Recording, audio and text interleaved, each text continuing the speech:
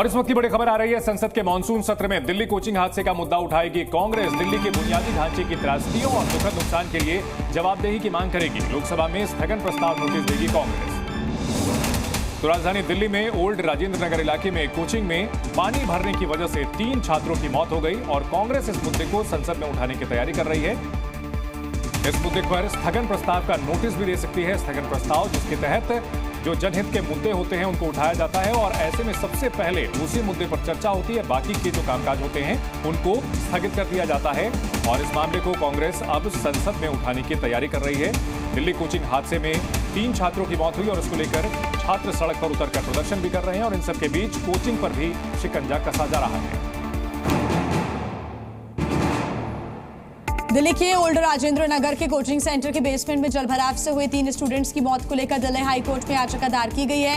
हिंदू राष्ट्रीय प्रवासी मंच की ओर से दायर याचिका में इस घटना में एमसीडी कोचिंग सेंटर और दिल्ली सरकार की जवाबदेही सुनिश्चित करने के लिए निष्पक्ष जांच की मांग की गई है। साथ ही साथ भविष्य में जलभराव की इस तरह की घटनाओं को रोकने और कोचिंग सेंटर जैसे संस्थाओं में सुरक्षा मानकों को सुनिश्चित करने के लिए एमसीडी और दिल्ली सरकार को जरूरी दिशा निर्देश देने की मांग की गई है। साथ ही इस हादसे में जान गंवाने वाले स्टूडेंट्स के घर वालों को उचित मुआवजा देने की भी मांग की जा रही है। कांग्रेस सांसद और लोकसभा में विपक्ष के नेता राहुल गांधी आज केंद्रीय बजट पर कांग्रेस की तरफ से संबोधन कर सकते हैं। सांसदों का मानना है कि विपक्ष के नेता के तौर पर राहुल को सदन को संबोधित करना चाहिए। इससे पहले कांग्रेस के लोकसभा सांसदों के साथ बैठक में राहुल गांधी ने कहा कि चूंकि वो पहले ही संसद के विशेष सत्र के दौरान बोल चुके हैं, इसलिए हर बार उनके बोलने के बजाय दूसरों को भी बारी बारी से मौका दिया जाना चाहिए। सूत्रों के मुताबिक पार्टी सांसद इस बात पर जोर दे रहे हैं कि विपक्ष के नेता के तौर पर राहुल के संबोधन का खासा असर होगा। सूत्रों के मुताबिक राहुल ने अभी तक कोई अंतिम फैसला नहीं किया, लेकिन सांसदों के दबाव के चलते वो आज सुबह फैसला ले सकते हैं। बिहार में लगातार पुल गिरने की घटनाओं के मद्देनजर सुप्रीम कोर्ट में एक याचिका दायर की गई है। इस पर आज सुनवाई होनी है। याचिका को बिहार के एक वकील ने दायर किया है। इस पे मांग की गई है कि राज्य में पहले से मौजूद सभी छोटे बड़े पुलों और निर्माणाधीन पुलों का स्ट्रक्चरल ऑडिट कराया जाए। पहले से मौजूद और बन रहे पुलों की रियल टाइम निगरानी के लिए एक स्थायी नीति हो। याचिका में सीवान, मधुबनी, किशनगंज और अररिया की घटनाओं का जिक्र किया गया है।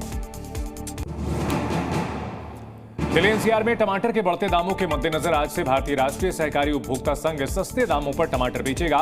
नई दिल्ली और एनसीआर के कुछ इलाकों में 60 रुपए किलो की दर से टमाटर मिलेगा। राष्ट्रीय सहकारी उपभोक्ता संघ कई इलाकों में टमाटर की बिक्री करेगा। दिल्ली के कृषि भवन, लोधी कॉलोनी, हौज खास हेड ऑफिस, पार्लियामेंट स्ट्रीट, मंडी हाउस में टमाटर की बिक्री की जाएगी। वहीं नोएडा के सेक्टर 14 और सेक्टर 76 में टमाटर का स्टॉल लगाया जाएगा।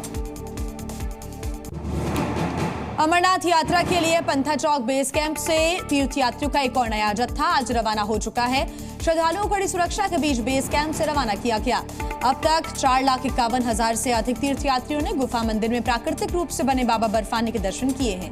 इस साल 1 महीने से भी कम समय में यात्रा में पिछले साल के मुकाबले 4.5 लाख तीर्थयात्रियों के आंकड़े को पार कर लिया है। यात्रा 29 जून से शुरू हुई थी और 19 अगस्त को समाप्त होगी। देश में 2 संतों के बीच का विवाद अब बढ़ता जा रहा है। शंकराचार्य अविमुक्तेश्वरानंद पर एक बार फिर से गोविंद सरस्वती ने गंभीर आरोप लगाए हैं। उनके मुताबिक केदारनाथ मंदिर में 228 किलो सोना चोरी होने वाली बात गलत है। उन्होंने अविमुक्तेश्वरानंद को चुनौती दी है कि वो सोना चोरी के आरोपों को साबित करके दिखाएं। गोविंद सरस्वती का दावा है कि सोना चोरी के आरोपों के बाद जांच की गई, जिसमें सोना चोरी होने की बात गलत पाई गई। गोविंद सरस्वती ने अविमुक्तेश्वरानंद पर राजनीति करने का आरोप लगाया। झारखंड में बीजेपी इस बार कोई कसर नहीं छोड़ना चाहती। विधानसभा सत्र से पहले हेमंत सोरेन की सरकार को घेरने के लिए बीजेपी ने रांची में एक बड़ी बैठक की है, जिसमें प्रदेश स्तर के सभी नेता शामिल हुए। वहीं जमानत पर बाहर चल रहे हेमंत सोरेन के लिए भी आज एक बड़ा दिन है। जमीन घोटाले से जुड़े मनी लॉन्ड्रिंग के मामले में उन्हें जो जमानत मिली है, उसके खिलाफ ईडी ने याचिका लगाई थी। आज उसी याचिका पर सुप्रीम कोर्ट सुनवाई करेगा।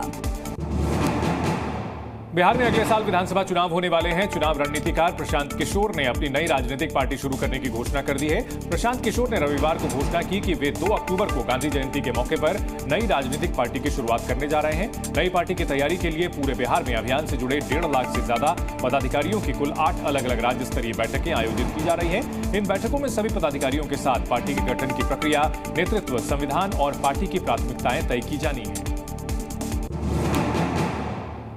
लखनऊ में आज यूपी बीजेपी ओबीसी मोर्चा कार्य समिति की एक अहम बैठक होने जा रही है। इस बैठक में ओबीसी मोर्चा के प्रदेश अध्यक्ष और यूपी सरकार के मंत्री नरेंद्र कश्यप मौजूद रहेंगे।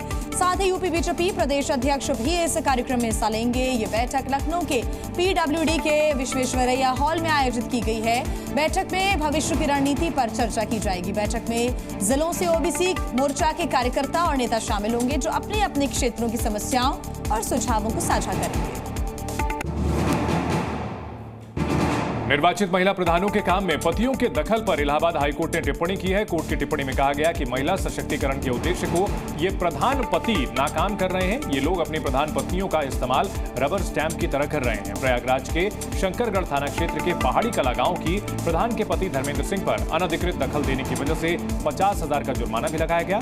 हाईकोर्ट ने कहा, उत्तर प्रदेश में प्रधान पति शब्द का इस्तेमाल बड़े पैमाने पर होता है। ऐसे पति अपनी पत्नी के काम को खुद संभालते हैं।